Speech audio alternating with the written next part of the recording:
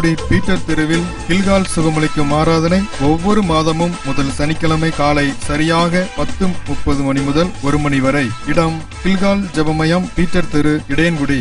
தேவ செய்தியாளர் சகோதரர் ஐசக் மோகன் சிங். வியாதி, பிசாசு, சாபம் ஆகியவற்றிலிருந்து விடுதலை பெற யாவரையும் அன்புடன் அழைக்கிறோம்.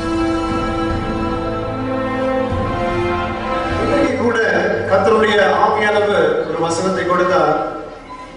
அதை சொல்வதற்கு முன்பாக சில காரியங்களை என்னை குறித்து ஆவியானவர் எப்படி என்னை அழைத்தார் என்பதை குறித்து சில காரியங்களை சொல்லிவிட்டு நான் செய்திகளை கடந்து செல்கிறேன்.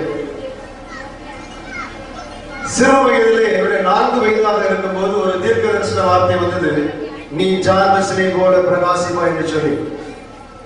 அந்த வார்த்தை என்னை அதிகமாக என்னுடைய உள்ளத்தை தொட்டது. சிறு வயதிலிருந்து என்னுடைய நோக்கம் எல்லாமே we have to do something for God.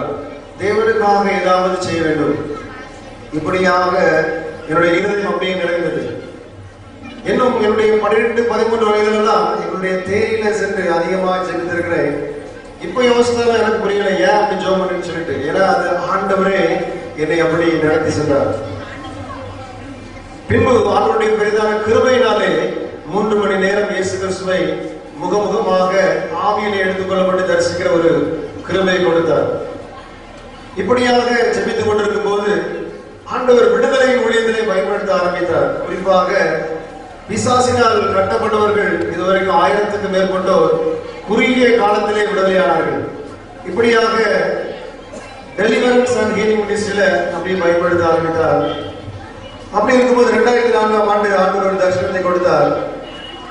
நான் என்னுடைய நண்பர்கள் ஜெபித்துக் கொண்டிருக்கும் போது திரளான ஜனங்கள் கண்ணு கட்டிய தூரம் வரை என்னை பின்பற்றி வருகிறார்கள். எப்படி என்றால் எபேசியர் 6வது அதிகாரத்திலே 13 முதல் 17 சொல்லப்பட்டது போல தலையிலே ரட்சணித்து தலை செய்தார், கைகளிலே ஆவியின் பட்டயம், மார்பிலே கவசம், கால்களிலே சுவிசேஷத்தின் ஆயத்தமாகிய பாதரட்சை, இடுப்பிலே கச்சை. இப்படியாக திரளான ஜனங்கள் கண்ணு கட்டிய தூரம் வரை என்னை பின்பற்றி வருவது போல ஒரு தரிசனத்தை கொடுத்தார். கர்த்தருடைய ஆவியானவர் இவ்வாறு சொன்னார், இது கர்த்தருடைய சேனை. எங்களுடைய ஊழியத்தினுடைய பிரதான நோக்கம் என்னவென்றால் கர்த்தருடைய சேனையை உருவாக்க வேண்டும். பரிசுத்த ஆவியானவரோடு இணைந்து கர்த்தருடைய சேனைகளை உருவாக்க வேண்டும். ஆண்டவருக்காக செயல்படுவதை உருவாக்க வேண்டும். வேல்ஸ் தேசத்திலே ஒரு எழுப்புதல் உண்டானது. ஒரு இளம் வாலிபனை ஆண்டவர் பயன்படுத்தினார் 1912 பாருங்க. இவான்ஸ் ராபர்ட் என்று சொல்லி ஒரு தொழிலாளி நிலக்கரி சுரங்கத்திலே வேலை செய்து ஒரு வாலிபர் ஆண்டவருடைய தொட்டார், ஜெபிக்க ஆரம்பித்தார். பின்பு பாருங்கள், அவர் மூலமாக ஒரு எழுப்புதல் உண்டானது. இன்று நாமும் எழுப்புதல் என்று சொல்லிக் கொண்டிருக்கிறோம். எழுப்புதல் என்றால் என்ன? அந்த நாட்டில் நடந்தது தெரியுமா? எல்லா கேளிக்கை விடுதிகளையும் அடைக்கப்பட்டது. சினிமா கொட்டைகள்லாம் அதே மாதிரி கேளிக்கை விடுதிகள்லாம் மூடப்பட்டது. பார் அதே மாதிரி ட்ரிங்க்ஸ் அடிக்கிற எல்லா கடைகளும் மூடப்பட்டது.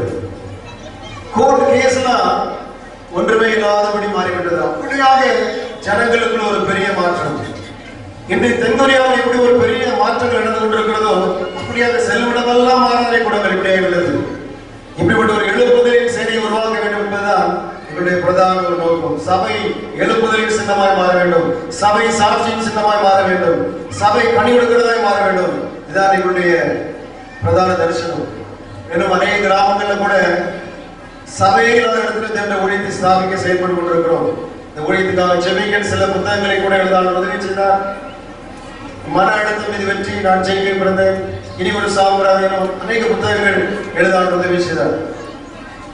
இப்படியாக ஆண்டவர் அடியனை பயன்படுத்தி வருகிறார். அடியனுக்காக ஊழியத்துக்காக ஜெபிக்க கர்த்தர் உங்களை ஆசீர்வதிப்பாராக. இன்று கூட கர்த்தருடைய ஆவியானவர் கொடுத்த ஒரு வசனத்தை நாம் தியானிக்கலாம்.